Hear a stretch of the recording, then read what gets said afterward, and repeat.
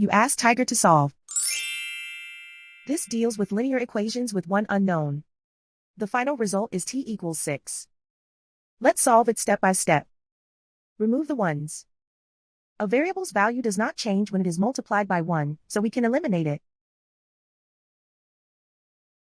Group all t terms on the left side of the equation. Subtract t from both sides. Group like terms. Simplify the arithmetic. Group like terms. Simplify the arithmetic.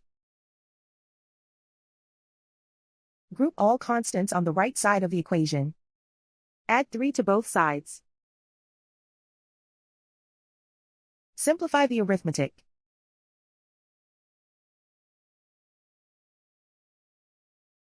Isolate the t. Divide both sides by 2.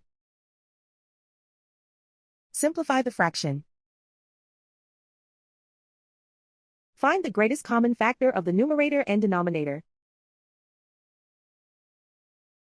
Factor out and cancel the greatest common factor.